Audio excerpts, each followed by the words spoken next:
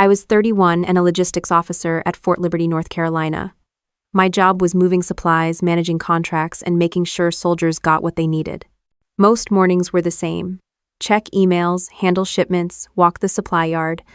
On that Tuesday in October, I was assigned to help at the base visitor center because a shipment had been delayed and my schedule was light. It wasn't glamorous duty, but it kept me out of the office for a few hours. The visitor center at Fort Liberty is busy, especially early in the week. Contractors, retirees, family members, and soldiers on leave all funnel through one small building to get passes or paperwork signed. It's noisy radios crackling, printers running, people talking over each other, the kind of place where you can disappear if you keep your head down. That was my plan until I saw him. He was standing near the reception desk, a man in his 70s with a posture that still looked military. His haircut was neat, his jacket pressed, his shoes polished. He held a folder of papers in one hand and looked around with a mix of confusion and frustration.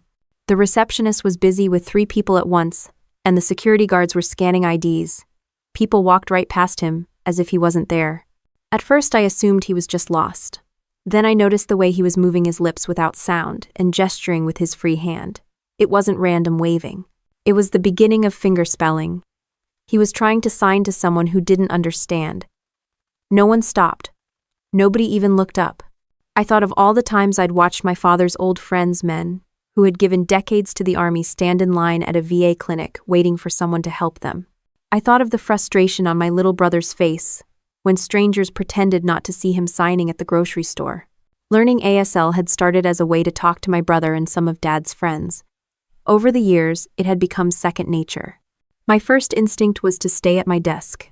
It wasn't my job to play receptionist. My supervisor had told me clearly, help with visitor packets, don't interfere with security or admin. But the man's shoulders were slumping. He looked like he'd been standing there for a while.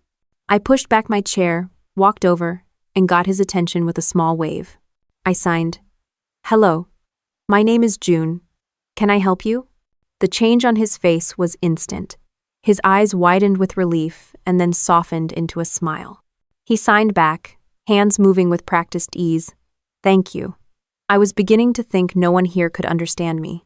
"What do you need?" I signed. "I'm looking for the records office," he replied. "They told me to check in here first, but I can't get past security. The young woman at the desk is very busy." I nodded and signed. "Do you have an appointment?" He shook his head. "I'm trying to find old unit records. I'm an Army retiree. My name is Arthur Bellamy." That name hit me like a flash, but I kept my face neutral. "What unit?" I asked. 504th Parachute Infantry, he signed. "I served with a man named Miles Whitaker. Do you know that name?" "Yes," I signed back, feeling my pulse jump. "He was my father." Arthur's eyebrows rose. "You're Miles's daughter?" I nodded again. He hesitated, then signed slowly. "Your father was a good man. He should have received more than he did." I swallowed hard. "You're here about him?" He lifted his folder. "I have documents, photos, and a few statements from other men. I've been trying to get his record corrected for years, but no one answers my letters. I thought if I came in person, maybe someone would finally listen." The noise of the visitor center seemed to fade for a moment. I gestured for him to follow me to an empty corner where we could sit. We kept signing. He explained how a commendation for my father had been approved but never awarded, how certain paperwork had disappeared in 2001 when a contractor handled the transition to digital files. I asked if he'd submitted a standard Form 180. He said yes, multiple times, with no response. He had even tried the Inspector General's hotline. Nothing. He wasn't angry, just tired. "I'm sorry you've had trouble," I signed. "Let me see what I can do." Arthur smiled again, but it was faint. "I don't want to cause problems for you. I know you're on duty." "I'm here to serve people like you," I signed back. "Let me at least get you to the right office." We walked toward the reception desk together. I showed the guard my ID and explained that I was escorting a retiree with a communication barrier. The guard waved us through without fuss. I guided Arthur toward a row of chairs so he could wait while I called ahead. As I reached for the phone, I had the prickling sensation of being watched. I glanced up at the second-floor balcony. Standing behind the glass was General Leonard Huxley, the commanding general of the 18 Airborne Corps. He was looking straight at us. Our eyes met for half a second before he turned away. My stomach tightened. I dialed the records office and asked if someone could come down to meet Mr. Bellamy. The clerk said they were backed up but would send a staffer as soon as possible. I returned to Arthur and signed, "It may be a few minutes. Would you like some water?" "Yes, thank you." He signed. I handed him a bottle and sat down across from him. He began telling me about my father's stories I'd never heard. How Miles had pulled 2 men out of a collapsed building during a training accident. How he'd mentored younger paratroopers. How the unit had nominated him for an award that vanished in a paperwork shuffle. I listened, asked questions, and translated for a few curious staffers who came by. Some of them stayed to shake Arthur's hand. Others just nodded and moved on. The receptionist gave me a look that said I was off task, but she didn't interrupt. Arthur's hands moved steadily, his expressions clear. He described sending packets of evidence to different offices, only to have them ignored. He wasn't looking for money. He wanted my father's record set straight before more of the old unit passed away. "You're the first person here who has really listened," he signed. "I wish I could do more," I replied. "But maybe this is a start." He smiled at that. "Miles would be proud of you." I felt a sting behind my eyes but kept my composure. My phone buzzed with a message from my supervisor reminding me about a supply report. I ignored it. Right now, this mattered more. The clerk from the records office finally arrived, a young sergeant with a tablet. I introduced Arthur, interpreted his request, and handed over the folder of documents. The sergeant promised to review it and set up an appointment for Arthur to meet with someone from personnel records later in the week. Arthur thanked me repeatedly, signing his gratitude as we stood. I told him I would follow up personally and gave him my work email. He hesitated before taking it, as if he didn't want to be a burden. "You're not a burden," I signed. "This is my job." As he walked toward the exit, I caught sight of the balcony again. The general was still there, arms crossed, expression unreadable. He stayed just long enough for me to know it wasn't an accident. Then he turned and disappeared into the hallway.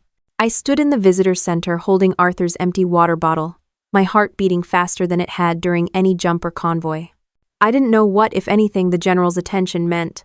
All I knew was that a simple hello in sign language had just set something in motion I couldn't yet name. My fingers were still tingling from signing when I left the visitor center and headed for the small break room.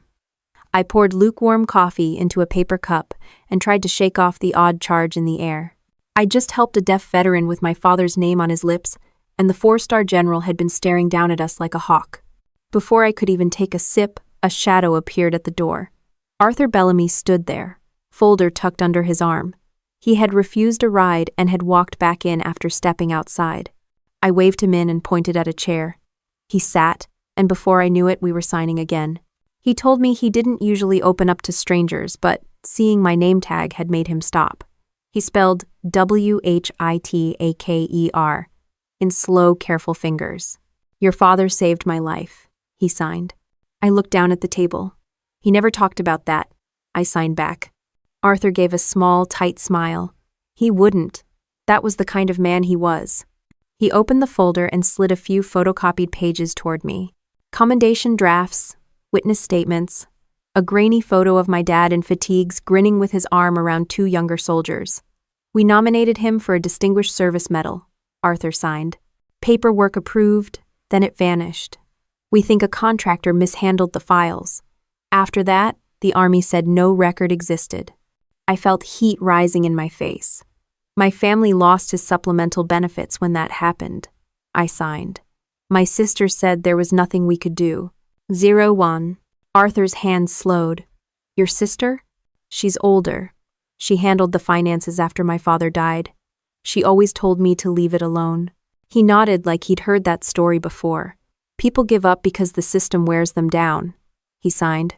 "I didn't want to give up. That's why I'm here." I studied the documents. They weren't dramatic, no smoking gun, but there was enough to warrant a review if someone actually looked. "Have you gone through the VA's Office of Inspector General?" I asked aloud, then signed.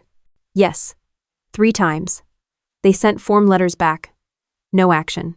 I leaned back, feeling the cheap plastic chair creak. Everything about this situation felt like a crossroads I hadn't planned for. I thought of the years I'd spent in the Army moving crates and signing off on invoices, staying out of trouble, doing what I was told. And here was this old paratrooper, fighting for a name in a file. I'm in a position now where I might be able to help, I signed carefully. No promises, but I can at least get your paperwork into the right hands. Arthur blinked hard. Why would you risk that? Because it's my father's name too, I signed. For a moment we just sat there, hands still. The hum of the vending machine filled the space. He reached across the table and tapped the photo. He was proud of you, he signed. He talked about you learning sign language when everyone else gave up. I know. I pressed my lips together. My father had taught me about logistics, checklists, and making sure people had what they needed. I'd taught myself ASL because of my little brother, but now it felt like all of it had been leading here. Arthur slid the folder back into his bag. I don't want to cause you trouble, but if you find anything, let me know, even if it's bad news. I will, I signed. I promise. We both stood. I walked him out to the parking lot where his old pickup was parked between two government sedans. He opened the door slowly, his hands stiff from old injuries. Before he climbed in, he signed one last thing. Don't let them scare you. I watched him drive away and felt the weight of those words settle on my shoulders. Back inside, the visitor center had thinned out. The receptionist gave me a pointed look and said, "Your supervisor's been calling for you." I nodded and kept walking. On my way back to my office, I passed the stairwell up to the command wing. The glass doors were closed, but I caught a glimpse of General Huxley moving down the hall, talking to his aide. For a second, I wondered if he would stop me, ask about the veteran, but he didn't even glance my way. I swiped into my office and sat at my desk. The computer screen glowed with spreadsheets waiting for my approval. I clicked through them on autopilot, but my mind was elsewhere. Arthur's folder.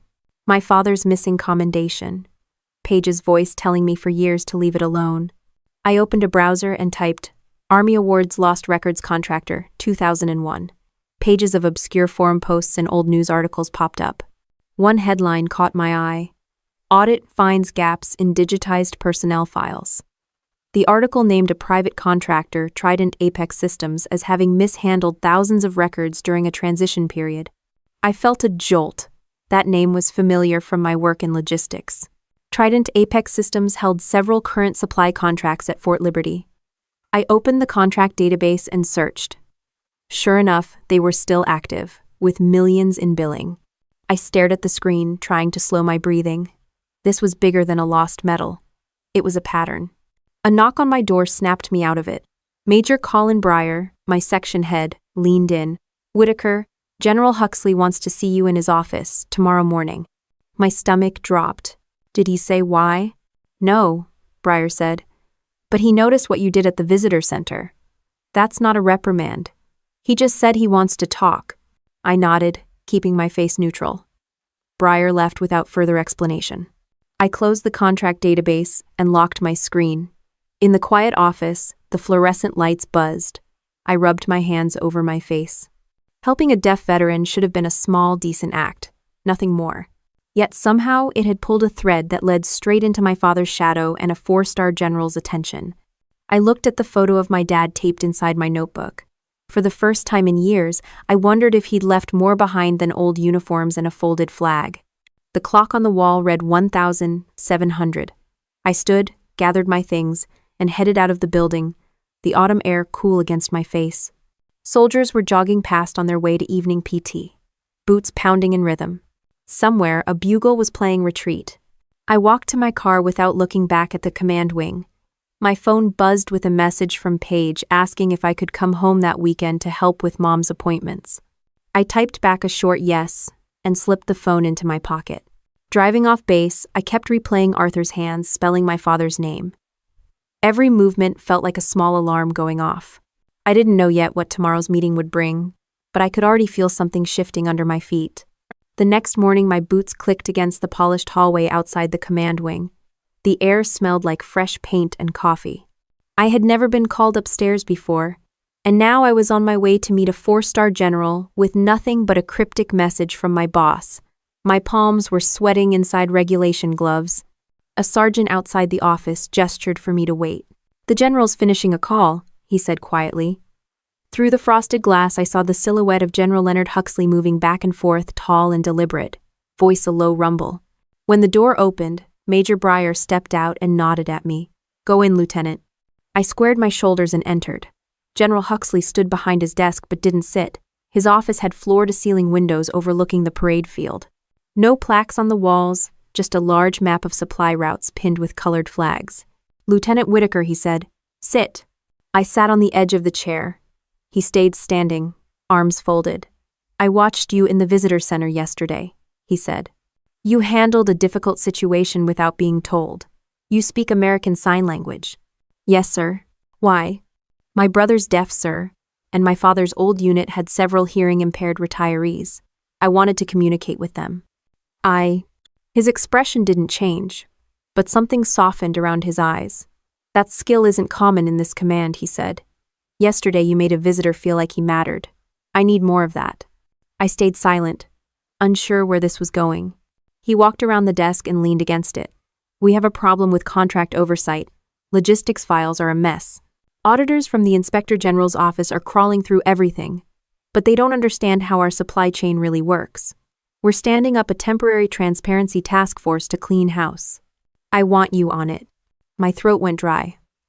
Sir, I'm a line officer. My job is… Moving boxes? He interrupted. You've been moving boxes for years. This is your chance to use your brain. Yes, sir. You'll report to Major Breyer for admin but have direct access to me. You'll see data most lieutenants never touch. We're starting immediately. I took a breath. What exactly do you want me to do? Review contracts, identify irregularities, and cut through excuses. You're not part of the old guard, so you're not tied to anyone's mistakes. We need fresh eyes. You'll be our point of contact for retirees and whistleblowers who come forward. I thought of Arthur Bellamy sitting in the visitor center, folder in his lap. Sir, that veteran yesterday. I know who he is, Huxley said, and I know who your father was. This isn't about sympathy. This is about integrity. Can you handle that? Yes, sir, I said, keeping my voice steady. Good. You'll start by reviewing our current vendors, especially Trident Apex Systems. My heart kicked. Trident Apex, sir? Yes. They've been on base since the early 2000s. Too many sole source awards, not enough competition. I want to know why. I can do that, I said. Major Breyer will brief you on access credentials. He straightened. Dismissed. I stood. As I reached the door, he added, Lieutenant, what you did yesterday was the army I joined. Don't lose that. Outside, Breyer was waiting with a folder. Congrats, he said without much warmth. You're now the lowest-ranking person with the highest clearance in this building. Don't screw it up. We walked to a small, secure office down the hall. This is your workstation, he said, pointing at a desk with a government laptop. No phones, no personal email. You'll start with this list of contracts. Flag anything that smells off. And keep your mouth shut. Nobody likes auditors, especially when they're wearing the same uniform. I sat down and opened the laptop. Rows of contract numbers filled the screen. Trident Apex appeared again and again. Millions of dollars for everything from vehicle parts to IT support. My fingers hovered over the keyboard. Any questions? Breyer asked. Will I have authority to contact retirees directly? I said. Yes. The general wants you to be the friendly face. Everyone else on this team is a lawyer or an accountant. You're the soldier. He left me with a keycard and a stack of NDAs to sign. The rest of the morning blurred into data. I cross-checked invoices, delivery logs, and bid sheets. Patterns began to emerge, same vendors winning without competition, payments routed through shell LLCs. It wasn't proof of wrongdoing, but it was sloppy enough to be suspicious. At lunch, I stepped outside for air. Soldiers were marching past with rucksacks, sweat glistening on their necks. I leaned against a railing and thought of my father. He had believed in rules and order. He'd also believed that the army took care of its own. My phone buzzed with a text from Paige. Mom's appointment changed to Saturday. Can you still come? I typed back. Yes. She replied, don't be late. I slipped the phone away and headed back in. By mid-afternoon, I was deep in contract numbers when I found something odd. A series of consulting fees, paid from Trident Apex to an outside LLC based in Fayetteville. The LLC's name made my stomach clench. Sutton Strategic Advisors. Paige's married name. I double-checked the address. It matched a small office park off Skibo Road. My sister's company had never come up in conversation, except vague mentions of doing some work for contractors. I sat back in the chair, pulse hammering. If this was what it looked like, my sister was getting money from a defense contractor under scrutiny. A knock at the door startled me. Breyer poked his head in. The general wants a preliminary briefing tomorrow morning. Have something he can use. Understood, sir, I said. He left. I stared at the screen. This wasn't just about my father's lost medal anymore. It was about my family's name tied to a contractor the general suspected. I printed the relevant pages and slid them into a secure folder. Then I logged off and locked the laptop. Walking out of the building, the sun was lower over the parade field. A helicopter thudded overhead. I felt like someone had swapped my steady logistics job for a live grenade. I got in my car and sat for a long moment, hands on the wheel. My sister's text from earlier glowed on the screen. I could almost hear her voice telling me to leave things alone, like she always had. I started the engine and pulled out of the lot. Soldiers were still jogging along the fence line, chanting cadence. The base looked exactly the same as it had yesterday. But for me, everything had shifted. I drove past the visitor center and saw the same bench where Arthur had Saturday. For a second, I pictured him there again, folder in his lap, patient and stubborn. I gripped the steering wheel tighter. Tomorrow, I would have to walk back into the general's office with something real to show him. Tonight, I had a house to drive to, a mother to help, and a sister whose name had just appeared on a suspicious contract. I didn't slow down. The road off base stretched ahead, lined with pine trees and old billboards. My reflection in the windshield looked calm, but my mind was running faster than any cadence outside. The next day, I walked into the secure office before sunrise, coffee in one hand and a folder under my arm. The building was quiet, except for the low hum of ventilation. I badged in, sat at the workstation, and opened the laptop. The screen filled with contract data and scanned PDFs. It felt less like a logistics job and more like a forensic lab. I started with the Trident Apex files again. Their contracts went back 2 decades, sprawling across supply, IT, and training support. A few lines jumped out. Consulting fees with vague descriptions, payments to multiple small LLCs with addresses in North Carolina. I highlighted everyone. Then I logged into the personnel records portal with the credentials Major Breyer had given me. This was supposed to be for cross-checking vendor contacts, but it also included the digital archive of awards and commendations. I typed my father's name. A bare-bones entry appeared. Rank, dates of service, basic awards, nothing else. No mention of the nomination Arthur had shown me. I pulled up the scanned microfiche for 2001. Thousands of pages. It was like searching a warehouse with a flashlight. I clicked through until my eyes blurred. Finally, a memo popped up from the 504th Parachute Infantry, recommending Staff Sergeant Miles Whitaker for a Distinguished Service Medal. Status: approved. A second memo dated 2 weeks later. No record found. Then nothing. I took screenshots and saved them to an encrypted folder. The metadata showed the files had been digitized by an outside contractor, Trident Apex Systems. My stomach tightened. At 9 sharp, Breyer appeared in the doorway. "You ready for the general?" "Yes, sir." We walked to the command wing. Huxley's aide ushered us in. The general sat at the conference table, sleeves rolled up, a legal pad in front of him. He didn't waste time on small talk. "Report," he said. I laid out the highlights: duplicate invoices, non-competitive awards, consulting fees routed to small LLCs. I handed over a printed summary. "These aren't conclusions, sir. They're anomalies." He scanned the pages, his jaw tight. "And the personnel records?" "Sir, I found a gap in the digital files for the 504th. My father's commendation was approved but disappeared during the transition handled by Trident Apex. Nout." Huxley looked up sharply. "You're telling me the same contractor mishandling our current supply contracts also digitized your father's award?" "Yes, sir."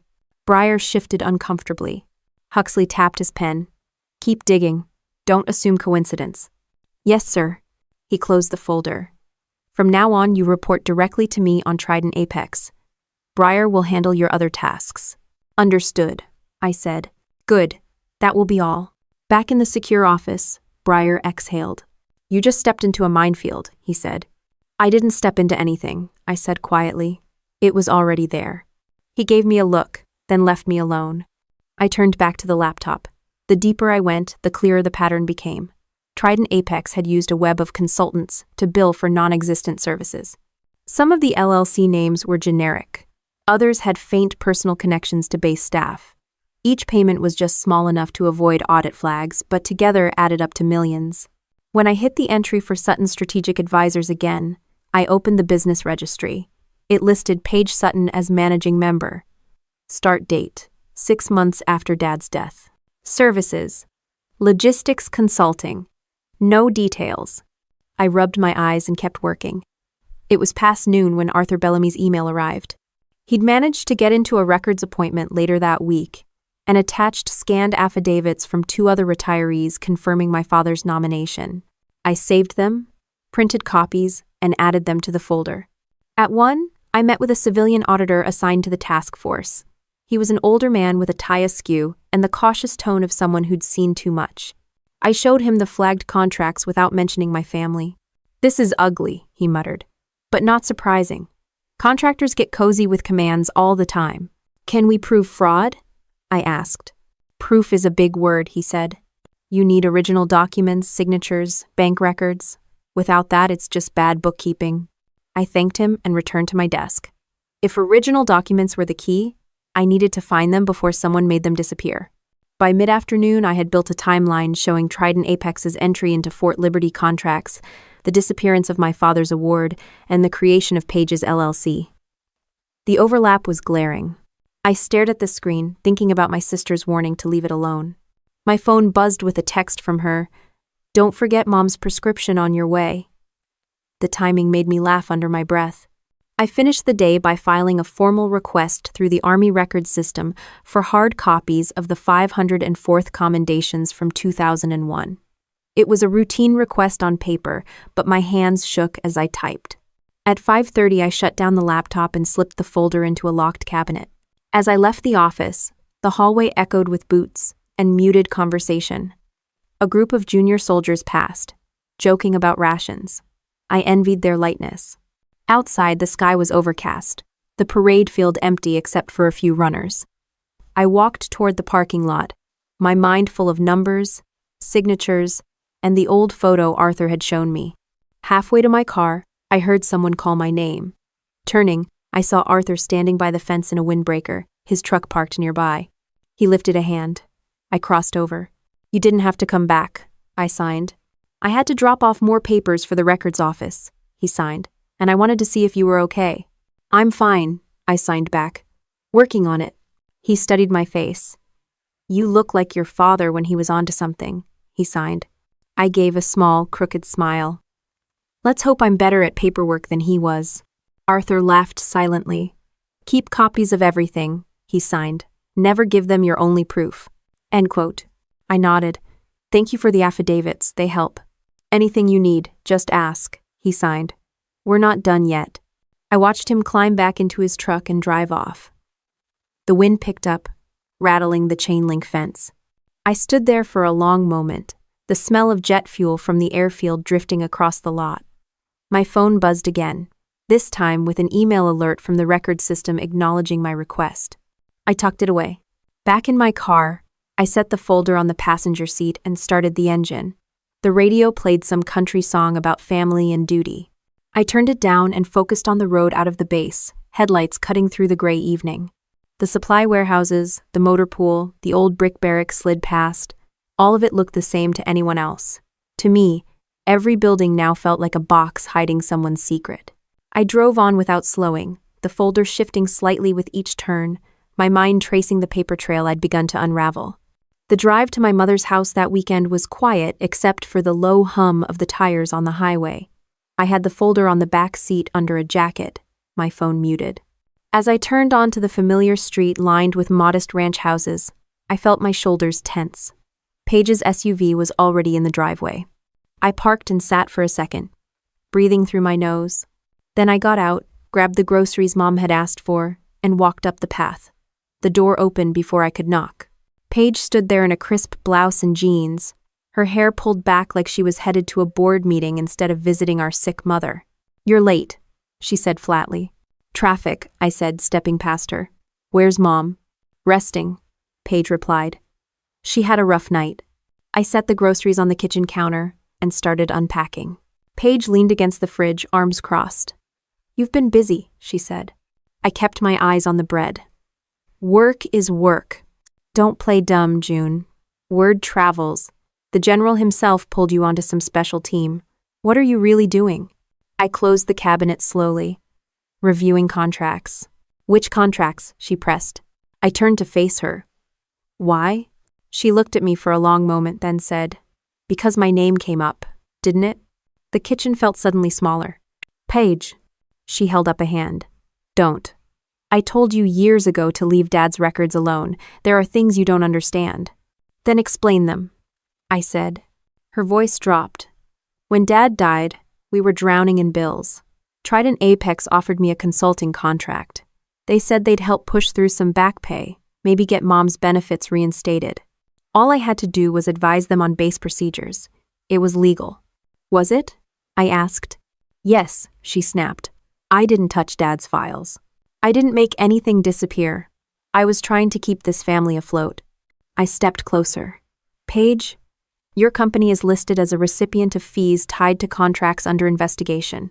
If that's not illegal, it's at least unethical." She looked away. "You think you're some kind of hero now, wearing that uniform, digging through files. You don't know how the world works. People scratch each other's backs. That's how things get done." I kept my voice steady. "That's how people lose their integrity." Her eyes flashed. "Don't lecture me. You've been in the army long enough to know it's all politics." Mom's voice drifted from the hallway. "Girls?" We both turned. She was leaning on the doorframe, looking pale but alert. "Is everything okay?" "Everything's fine, Mom," Paige said quickly. I forced a smile. "I just brought the groceries." Mom shuffled back toward her room. Paige watched her go, then turned back to me. "If you keep pushing this, you're going to destroy what's left of our family," she hissed. "I'm not the one who took money from a contractor," I said quietly. Her jaw tightened. "I can hire a lawyer. If you so much as mention my name in one of your reports, I'll make sure you're disciplined for conflict of interest." The threat hung in the air. I picked up the grocery bag and started putting items in the pantry. "Do what you need to do," I said. For a moment, neither of us moved. Then Paige grabbed her purse. "I have a meeting. Tell Mom I'll call her later." She brushed past me and out the door. I stood alone in the kitchen, my hands shaking as I stacked cans on the shelf. The house smelled like the same lemon cleaner Mom had used when we were kids. I remembered the nights Dad came home late from the base, boots muddy, voice tired but warm. We'd sit at this table and he'd tell us to look out for each other. I put the last item away and went to Mom's room. She was sitting on the edge of the bed. "She's upset," Mom said softly. "She'll be fine," I said. Mom looked at me with tired eyes. "Your sister carried a lot after your father passed. We all did." "I know," I said, "but carrying a lot doesn't excuse everything." She reached for my hand. "Don't lose each other over this." I squeezed her fingers gently. "I'll do what's right, Mom." I stayed with her until she fell asleep, then went out to the porch. The evening air was cool, cicadas buzzing in the trees. My phone buzzed with an email from the records office. They had scheduled Arthur's appointment for Tuesday morning and would need a liaison from our task force. I leaned against the railing and read the message twice. Being liaison meant I could be there to translate and watch the process. It also meant my name would be on any notes taken. Inside, Mom's television murmured low. I took a deep breath and looked out at the street. Neighbors were mowing lawns, kids riding bikes, the same normal scene as always. Yet my family was now part of a contractor's paperwork maze. I pulled my notebook from my bag and started listing what I knew. Trident Apex handled Dad's digitization. Paige's LLC received payments labeled consulting. Arthur and other retirees had affidavits about the missing commendation. General Huxley wanted answers. I closed the notebook and stared at the ink on my hands. Every piece of this mess was connected by lines I couldn't yet draw but felt in my bones. A car slowed in front of the house. For a second I thought Paige had come back, but it was just a neighbor. I went back inside and cleaned up the kitchen, careful not to wake Mom. Later, as I lay on the couch with my jacket over me, I stared at the ceiling fan turning lazily above, the sound of it mixed with the faint tick of the kitchen clock. I thought about Dad's photo on my desk at work and Arthur's warning to keep copies of everything. I reached into my bag and touched the folder hidden inside. Even through the canvas, I could feel the edges of the paper like a live wire. I arrived back at Fort Liberty before sunrise, badge clipped to my collar and a fresh notebook in my hand. The air was damp with coastal humidity, and the base was already stirring, trucks rumbling, soldiers jogging in formation. I parked near the admin building, locked my car, and walked toward the secure entrance. My pulse was steady, but my jaw was tight. In the task force office, the civilian auditor was pouring stale coffee into a mug. He raised an eyebrow. "You're early." "Big day," I said, setting my bag down. "We've got a retiree coming in, Arthur Bellamy." He nodded. "We'll see if records actually talks to him this time." I logged onto the laptop and checked the visitor schedule. Arthur was due at 0900 to present his evidence. My job was to escort him and interpret as needed. I pulled up his documents one more time to refresh my memory, making sure I had the affidavits, the scanned memos, and my own notes. At 0855, the security desk called to say our visitor had arrived. I walked down to the lobby. Arthur was standing near the metal detector, holding his folder like a shield. He looked more relaxed than last time, but his eyes flicked around the room. I waved to get his attention and signed. "Good morning." "Good morning," he signed back. "Thank you for doing this." "Let's go upstairs," I signed. "They're waiting." We passed through security, the guard glancing at my badge and then at Arthur's retiree ID. Upstairs, a junior sergeant from personnel records met us outside a conference room. He looked nervous. "Ma'am, the inspector from CID is observing today," he said quietly. "That's fine," I said. "We're ready." Inside, a CID investigator in plain clothes sat at the table, a legal pad in front of her. The sergeant introduced her as Investigator Lewis. She shook Arthur's hand, then looked at me. "You'll be interpreting?" "Yes, ma'am." All Saturday, Arthur laid out his documents, and I began interpreting his statements into spoken English. He described his service with the 504th, the events leading to my father's nomination, and the disappearance of the commendation.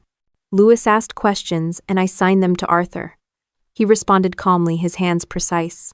As the meeting went on, the sergeant pulled up digital records on a laptop to compare. The gaps Arthur described matched exactly what I had found. Lewis took notes quickly but didn't show much emotion. After an hour, Arthur handed over the affidavits from the two other retirees. I translated his closing remark. "We're not looking for special treatment. We just want the record to reflect what happened." Lewis nodded. "We'll review these materials and request additional files from the archive." Arthur thanked her. I signed it. When the meeting ended, I walked Arthur back to the lobby. He looked at me, hands paused mid-sign. "You're risking a lot for this," he signed. "I'm doing my job," I signed back. He gave a small smile. "So was your father." I watched him leave the building, then returned upstairs. Investigator Lewis was standing at the coffee station, scrolling on her phone. She looked up. "Lieutenant, can I speak with you privately?" "Of course." We stepped into a side office. She shut the door. "I can't tell you details, but what you're flagging is not small. We're opening a preliminary case file. You'll be listed as a point of contact." I nodded slowly. "Understood." She studied me. "One more thing. Family connections can complicate these things. Be careful." "I know," I said. She left, heels clicking down the hall. Back at my desk, the auditor leaned over.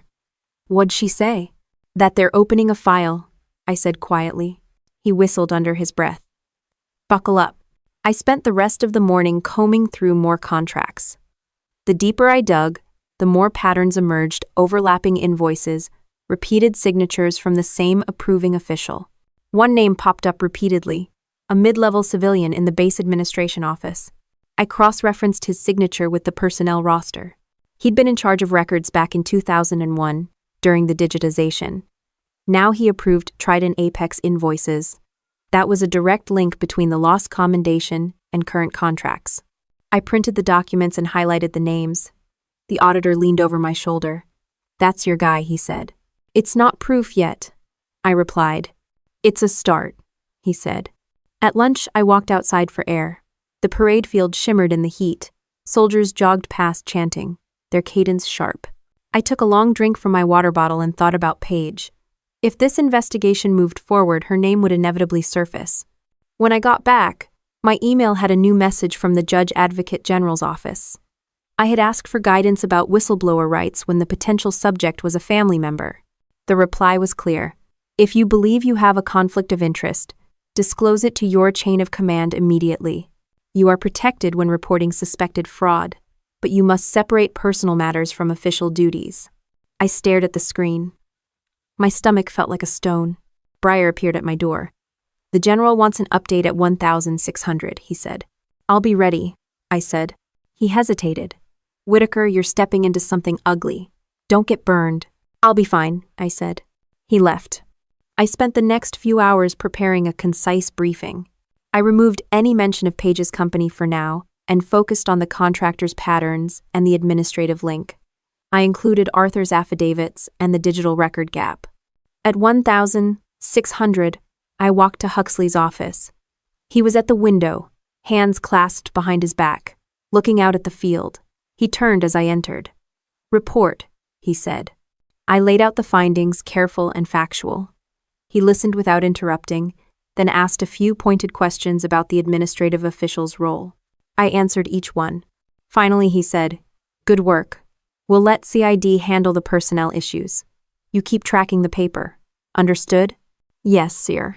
He nodded. Dismissed. I left his office and walked back to the task force space. The auditor gave me a questioning look. I just sat down and started typing notes from memory. By the time I logged off, the sun was low and the building mostly empty. I packed my bag, locked the folder inside, and headed out. Outside, the air smelled of cut grass and fuel. A helicopter lifted off from the airfield, blades chopping. I walked to my car, passing soldiers smoking near the fence. They didn't look twice at me. As I slid behind the wheel, I felt the weight of the day settle in my chest. Arthur's steady hands, Page's hard eyes, Lewis's warning, Huxley's orders, each piece part of a puzzle I couldn't yet see but was already assembling. I started the engine, the dashboard lights flickering on. The base gate ahead was open, traffic moving slowly out to the main road. I shifted into gear and joined the line, eyes on the fading light over the pines, hands steady on the wheel. Rain started just as I reached the base parking lot the next morning. By the time I swiped into the task force office, my boots were damp and my hair stuck to my collar. The civilian auditor was already at his desk, a stack of printouts in front of him. Morning, he said. I dug deeper into Trident Apex overnight. You'll want to see this. He slid a folder across. Inside were flowcharts showing how the company's consultants linked to small businesses around Fayetteville, Raleigh, and even D.C. One of the boxes had a name I recognized, the administrative official from base records. Another box connected to Sutton Strategic Advisors, Page's LLC. I felt my throat tighten but kept my face neutral. This is helpful, I said. He raised an eyebrow. Helpful? It's a roadmap to fraud. I booted up my laptop and opened the secure server. My plan was to line up each suspicious payment with a specific contract deliverable, showing that the services billed never existed. The auditor worked alongside me, muttering about shell companies. At 0930, Investigator Lewis from CID walked in unannounced. Morning, she said. We've got subpoenas for bank records and email accounts on the main suspects. Can you give me your top 3 priority targets? I handed her a list. The administrative official, the Trident Apex program manager, and one of the LLC's funneling payments. I left Page's company off the official list for now, but flagged it in my private notes. Lewis scanned the names. We'll start here. You're doing good work, Lieutenant. But be aware, when we serve these, people will know they're under scrutiny. Understood, I said. She left as quickly as she'd arrived. By mid-morning, I had built a spreadsheet with each questionable payment, vendor name, approving official, and lack of deliverables. It was a lattice of dates and numbers that painted a clear picture. Trident Apex had turned base logistics into a cash machine. The auditor leaned back. If CID gets the bank records, we'll be able to match deposits to personal accounts. That's when the walls start closing in. I nodded but said nothing. My stomach churned at the thought of Page's account statements sitting on an investigator's desk. At lunch, I met Arthur outside the records building. He was there to follow up on his commendation file. I signed a quick hello and we walked under the awning to stay dry. "How's it going in there?" he signed. "Fast," I signed back. "Sid is issuing subpoenas." He gave a small smile. "About time." "Are you ready for what might come out?" I signed. "I served long enough to know nothing stays hidden forever," he signed. "But it still hurts." We parted ways and I went back inside.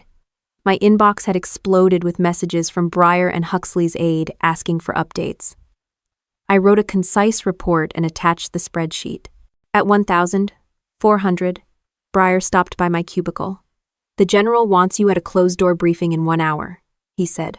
"Any topic?" "Trident Apex," he said simply. I spent the next hour organizing my materials into a binder, leaving out any mention of Page but including the full picture of the contractor's network. At 1,500, I walked into the briefing room. Huxley sat at the head of the table, Lewis on his left, Breyer on his right. A few other senior staffers were present. "Lieutenant Whitaker," Huxley said, "show us what you've got." I distributed the binders and began. My voice stayed even as I walked them through the timeline. Trident Apex's initial entry, expansion into multiple service areas, creation of Shell LLCs, approval by the same official who had handled digitization of personnel files. I explained how each payment coincided with no deliverables and how the funds flowed outward. Lewis added that subpoenas had been served that morning. Huxley listened without interruption, his expression hard. When I finished, he said, "What about the smaller LLCs? Any personal ties?" I hesitated, then said, "Several are linked to former base employees and local family members. We're still mapping ownership." He caught my eye for a moment, then nodded. "Good. Continue." Lewis closed her folder. "Sir, this is enough for a formal investigation. We'll need continued access to base systems and contractor files." "You'll have it," Huxley said. "Lieutenant Whitaker, you're authorized to support CID full-time on this matter." "Yes, sir." The briefing ended. As we filed out, Lewis touched my arm. "You handled that well," she said quietly. "Thank you," I said. Back at my desk, I sat for a long moment staring at the screen. Page's company name glared from my private notes like a warning light. The auditor wandered by. "You look like you swallowed a grenade," he said. "Just thinking," I said. He shrugged. "Thinking's dangerous. Paper's safer." I cracked a small smile despite myself and went back to work. As the afternoon wore on, more emails poured in, questions from auditors, document requests from CID, scheduling for interviews with contractors. The scope was widening fast. At 1,700, my phone buzzed with a text from Page. "Mom says you're working crazy hours. Take care of yourself." No mention of our last conversation. I stared at it, then put the phone face down. Before leaving, I printed another set of the spreadsheet and locked it in my personal cabinet. Arthur's words echoed in my head, "Keep copies of everything." Outside, the rain had stopped, but the sky was heavy and low. I walked across the lot, boots leaving dark prints on the concrete. A helicopter thumped overhead, banking toward the airfield. I paused by the fence, watching soldiers in ponchos load gear into trucks. The base looked like any other day routine, ordered, predictable, but beneath it, a web of fraud and betrayal was being pulled into the open.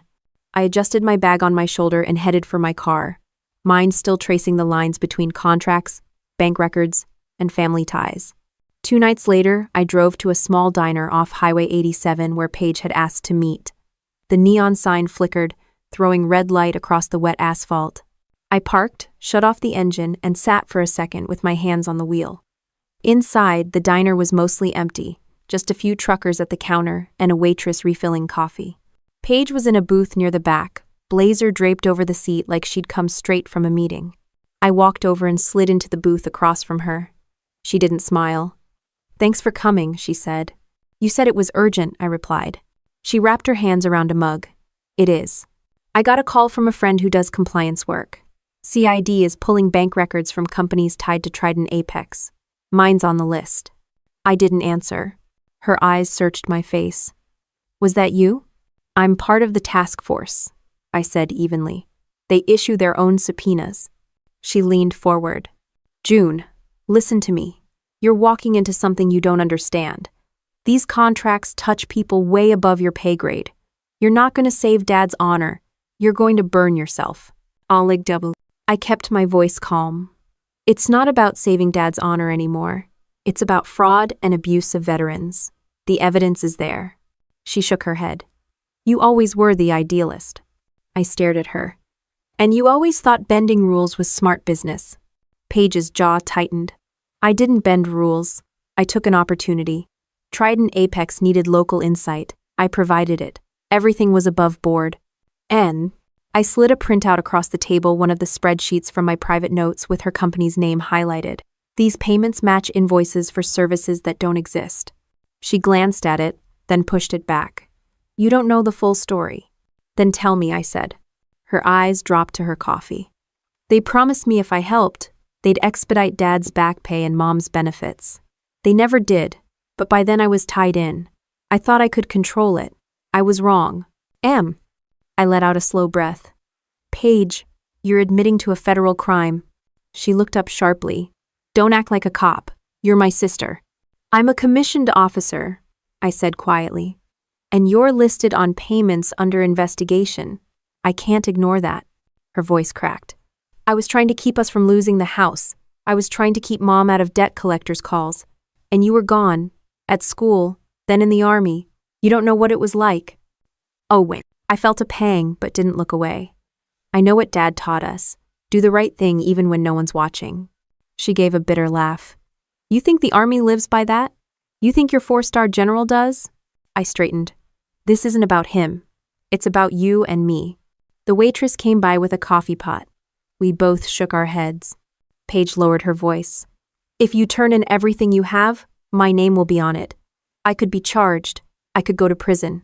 I folded my hands. I haven't named you yet, but if CID connects the dots, they'll find you without my help. Tears welled in her eyes, but she blinked them back. Don't do this, June. I'm not doing anything to you, I said. I'm doing my job. She reached across the table, fingers brushing mine. Please, we're all Mom has left. I pulled my hand back gently. Mom deserves the truth. Dad deserves the truth.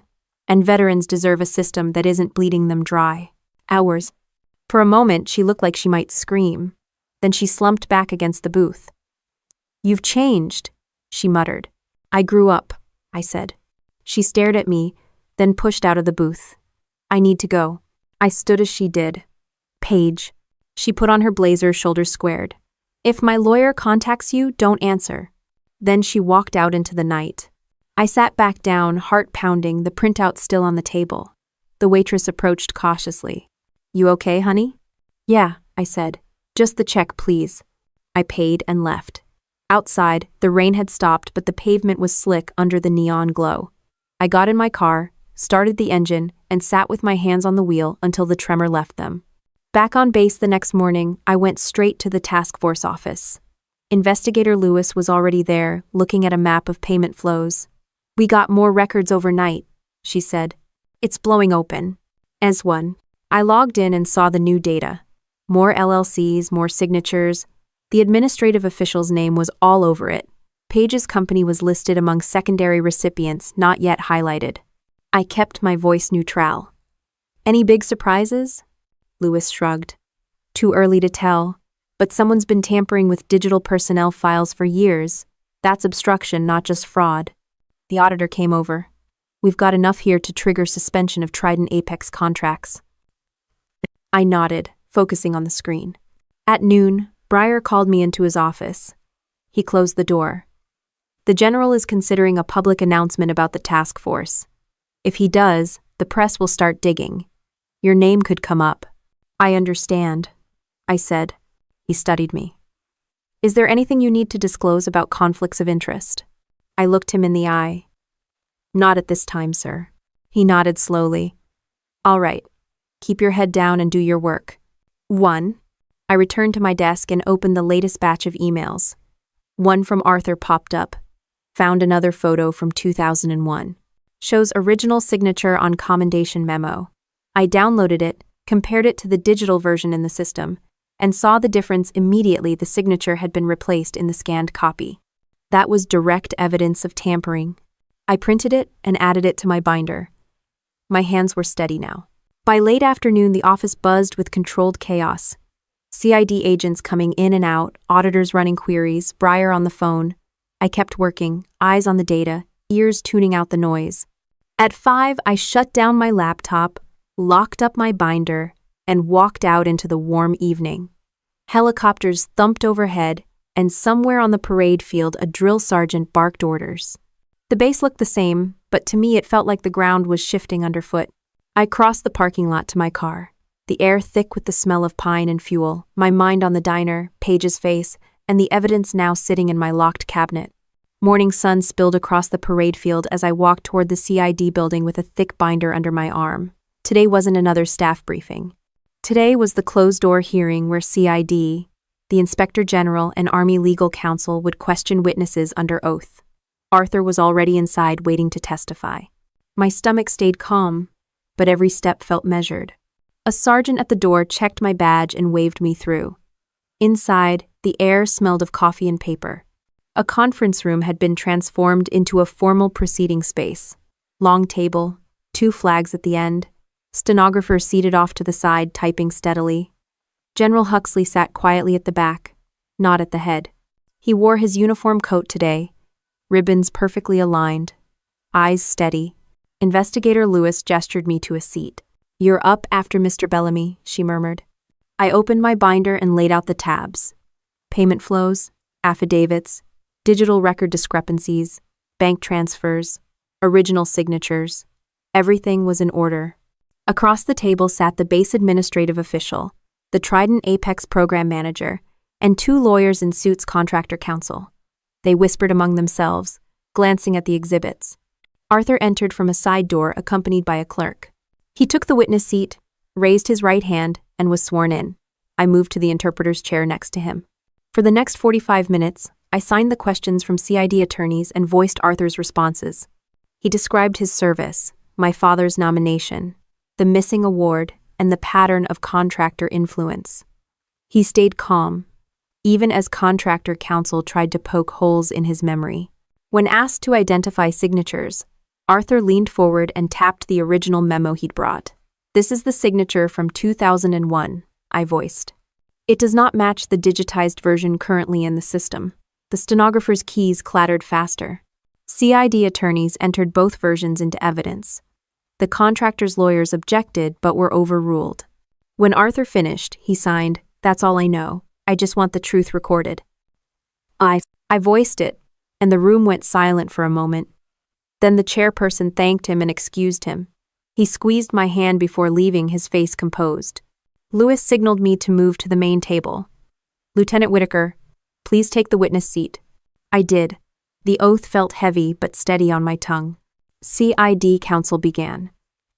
"Lieutenant, describe your role on the Logistics Transparency Task Force." "That. I review contracts, vendor invoices, and associated personnel records for irregularities," I said. They walked me through each anomaly I had discovered: duplicate invoices, shell LLCs, approval signatures.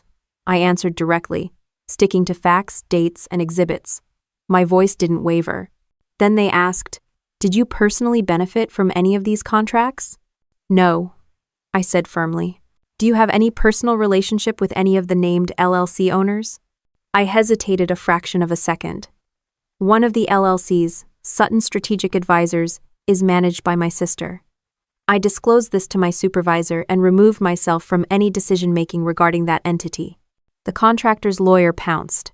"Isn't it true, Lieutenant, that your investigation targets your own family?"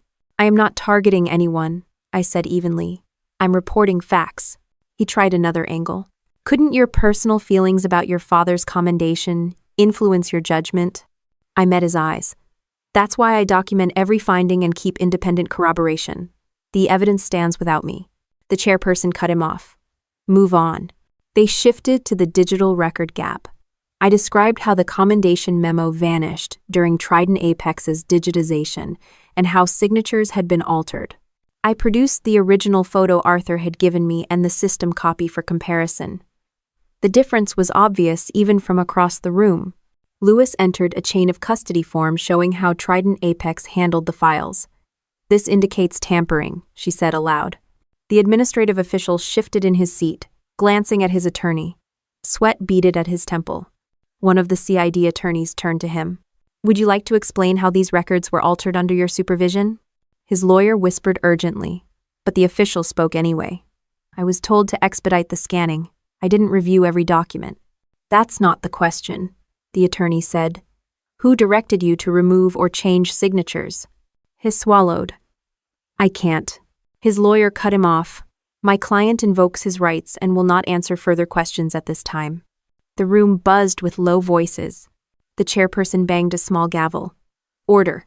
I sat still, hands folded on the table. They dismissed me as a witness, but asked me to remain for the rest of the session. Contractor counsel began making statements about misunderstandings and standard industry practices. CID attorneys countered with exhibits and timelines. It wasn't a trial, but the tension felt like one. Huxley remained silent in the back, arms crossed. His eyes moved from speaker to speaker, absorbing everything. After a recess, Lewis presented the bank record summaries from the first subpoenas, transfers from Trident Apex to the administrative official's personal account, to 2 other shell companies, and to Sutton Strategic Advisors. The contractor lawyers objected again, overruled again. My pulse stayed steady, but inside I felt the world tilt. Page's name was now on official evidence in a federal investigation. Lewis concluded, these records show a pattern of fraud, conflict of interest, and obstruction of official files. The chairperson announced that the hearing would continue, with further witnesses over the coming days, and that CID would move forward with formal charges where appropriate. As people stood to leave, Huxley finally spoke, his voice calm but carrying. Thank you all. This command will not tolerate exploitation of veterans or manipulation of records. Lieutenant Whitaker, Mr. Bellamy, well done. Arthur had slipped back into the room quietly and now stood near the door. He gave me a small nod. I gathered my binder, the weight of it heavier than before, and walked out into the hallway. The air felt cooler there, the fluorescent lights buzzing softly. Arthur caught up to me. You did well, he signed. Did I? I signed back. You told the truth, he signed. That matters. I exhaled and adjusted the strap of my bag. Soldiers and civilians passed in the corridor, heads down, unaware of what had just unfolded behind the closed doors. Outside, the sun was bright, but the wind carried a chill. We walked together to the parking lot. Helicopters clattered somewhere in the distance. Arthur headed to his truck. I to my car. I opened the door, set the binder on the seat, and looked back once. Arthur raised a hand. I raised mine. Then I slid behind the wheel, started the engine, and eased into traffic, the base receding in the rearview mirror while my mind stayed fixed on the facts laid bare in that room. Rain slicked the post road as I pulled into the task force parking lot the following week, binder on the passenger seat filled with fresh updates. Inside the office, the mood was charged. CID agents moved in and out carrying boxes of seized files. The civilian auditor sat at his desk, grinning like someone who'd just won a bet. They're freezing Trident Apex contracts, he said when I walked by. Sid already recommended suspension pending charges. Headquarters signed off this morning. I hung my damp jacket on the chair. How far does it go? Bank accounts, company assets, all of it, he said. Even the admin official's been escorted off base. I logged into my workstation. A message from Huxley's aide blinked at the top. General requests a brief at 1,400 Re. Award restoration. My breath caught for a second. The morning passed with calls from CID, coordination with the VA, and finishing a final report on the commendation. At lunch, Arthur appeared at the lobby security desk. I went down to sign him in. They called me, he signed, eyes bright. They're restoring your father's medal. Ceremony next week. You need to be there. For a moment I couldn't sign back. Then I managed, thank you for pushing this. He smiled. You did it. Back upstairs, I sat at my desk and typed a memo to the general summarizing the medal case. Original nomination, disappearance during digitization, affidavits, tampered files. I attached the scanned original and the corrected record from the archive. At 1,400, I walked into Huxley's office. He was at his desk, reading. Without looking up, he said, Sit. Saturday. He closed the folder and met my eyes. Sid's case is moving. Contractors suspended. Indictments coming.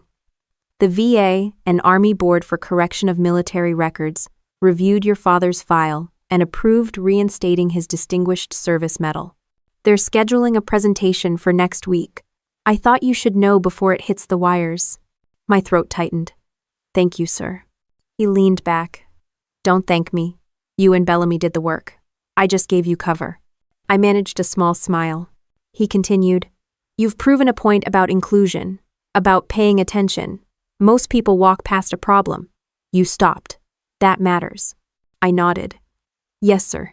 He tapped his pen on the desk. What are your plans after this task force wraps? I hesitated. I haven't thought that far. You should, he said.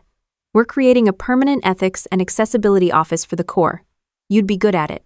He blinked. Sia. Think about it, he said. Now go finish your report.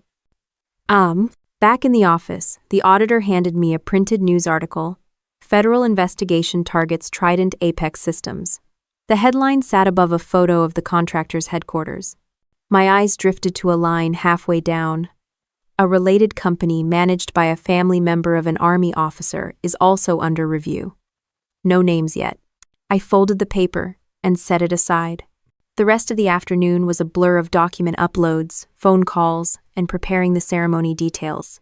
When I finally left, dusk had settled over the base. The next week, the medal ceremony took place in a modest hall on post. Rows of chairs filled with soldiers, retirees, and a few civilians.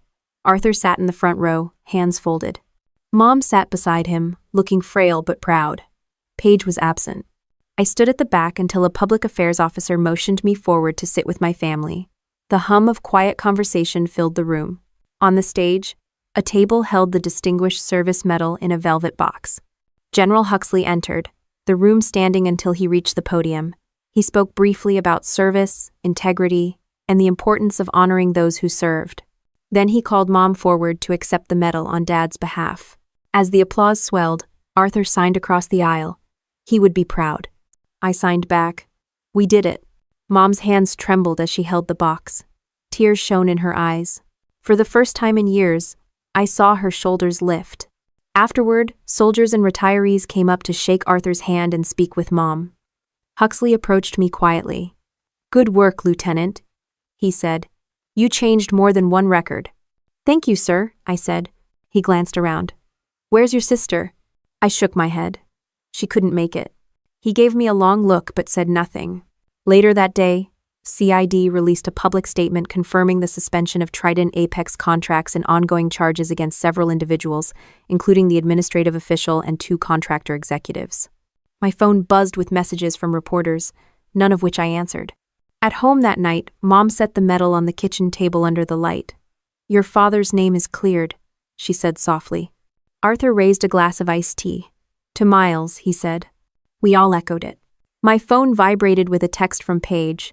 Saw the news. I'm sorry. Just 2 words. No excuses. I put the phone face down and focused on Mom and Arthur, the medal between us. The following morning, I was back at work. The task force office felt different, less frantic but more purposeful. Soldiers were still lined up outside with files, but now they looked at me like I was someone to trust, not just another officer. Breyer walked past and said, Nice ceremony yesterday. Action. Thank you, I said. General wants you to draft the new ethics and accessibility policy, he added. You're the model officer now. I raised an eyebrow. That's a stretch. He grinned. Don't argue. Just write it. I opened a blank document and began outlining training modules for contract oversight, whistleblower protection, and visitor accessibility. Each section came from something I had lived the past months. By noon, I had the skeleton of a policy that would outlast my assignment. Arthur texted to say the veterans group at the VA wanted me to speak at an upcoming event about transparency. I said yes. When I stepped outside for air, the sky was clear for the first time in days. Soldiers were running drills on the field.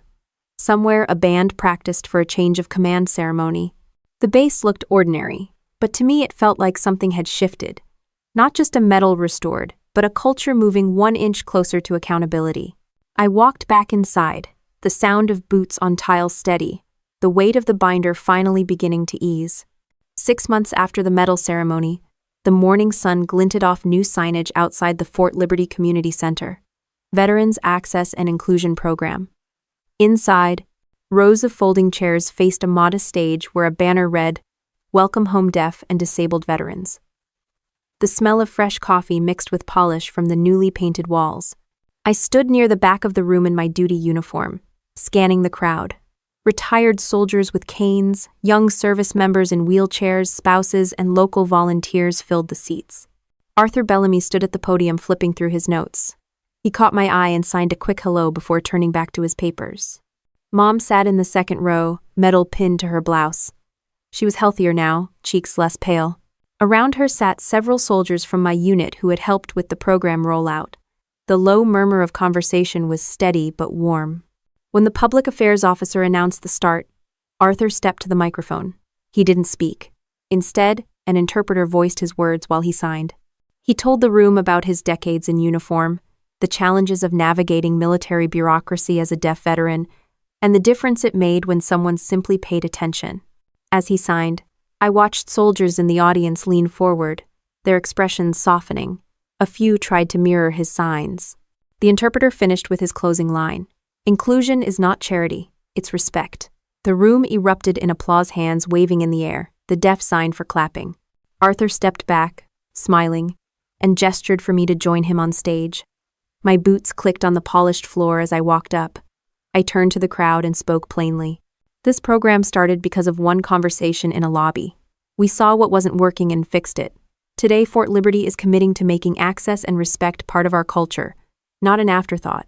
I described the new policies: visual alert systems installed across the base, interpreters at command briefings, mandatory inclusion training for officers and civilians, and a hotline for veterans needing help navigating benefits.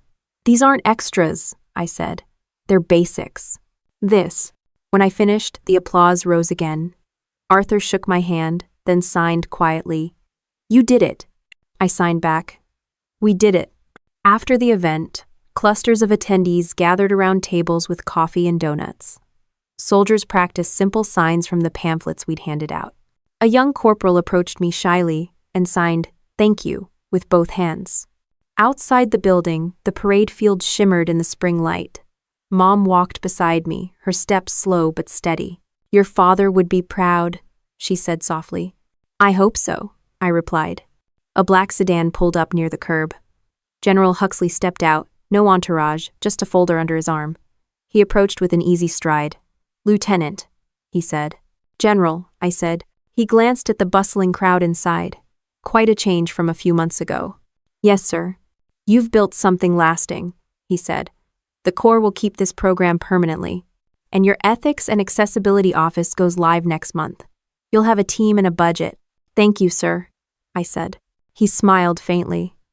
"Don't thank me. You earned it." He shook Mom's hand, nodded to Arthur through the window, then walked off toward his car. Mom squeezed my arm. "He seems proud of you," I exhaled. It's been a long road. Later that afternoon, I drove to Mom's house. The kitchen table still bore a faint ring where the metal box had Saturday. Paige was there, sitting quietly with a mug of tea. She looked tired, her blazer gone, hair loose around her shoulders. "Hi," she said. "Hi," I replied, setting down my bag. She stood. "I wanted to talk before you left again." I nodded. "And Saturday?" She stayed standing, eyes fixed on the floor. "I'm cooperating with investigators. My lawyer negotiated a deal. I'll pay restitution and testify. I won't go to prison if I keep my side of it." I listened. She looked up. "I'm sorry, June. For everything. I thought I was protecting us. I wasn't." I said quietly, "Thank you for telling the truth." She gave a small, shaky laugh. "You really became Dad's daughter, didn't you?" I managed a smile. "So did you once." We stood there for a moment, the kitchen quiet except for the clock ticking. Finally, she said, "If you want me to leave, I will." "Stay," I said. "Mom's making dinner." She blinked, then nodded. That evening, we ate together at the same table where Dad used to tell stories from the base. Conversation was halting but real about Mom's health, about Arthur's speech, about changes on post. For the first time in years, Paige didn't look like an adversary but like a sister who'd lost her way. Later, as I drove back to my apartment near base, the sky was streaked with orange and purple. The radio played a song about coming home. My phone buzzed with a message from a captain on my new team asking about training schedules. I typed back at a red light, "Start Monday," excited. At the main gate, the guard saluted and waved me through. I slowed near the parade field. Arthur stood at the edge talking with a group of young soldiers who had just learned their first phrases in ASL. I parked, got out, and walked over. He turned, saw me, and signed "Beautiful Day." I signed back yes and added, "Thank you," with both hands. He smiled. "You're the one who made this happen," he signed. He shook my head. We all did. We stood in silence for a moment, watching soldiers run drills under the lowering Sunday flags snapped in the breeze. For the first time in months, my chest felt light. When Arthur left, I stayed a while longer on the edge of the field. Around me, the base moved on trucks rolling past, a bugle call in the distance. I thought of Dad, of Mom at the table, of Paige starting over, of the veterans inside the new program building. Revenge had never been the point. What started as uncovering a wrong had become building something right. I raised my hand and signed a simple hello toward the horizon, a quiet salute to all of it, then turned back toward my car, boots crunching on the gravel, ready for whatever came next. Driving back across the base that night, I realized the investigation had ended, but the work hadn't. What began as a simple gesture to a deaf veteran had unraveled years of fraud, forced my family to face the truth, and built a program that will outlive my assignment. Watching Arthur speak to young soldiers earlier, seeing Mom smile again, and knowing Paige had chosen to cooperate instead of hide, I felt the weight of revenge dissolve into something steadier: accountability. My father's name was restored, but more importantly, the culture around me shifted from looking away to looking closer. That was the real victory, proving that a single act of respect can spark change, not just in an organization, but in a family and in yourself.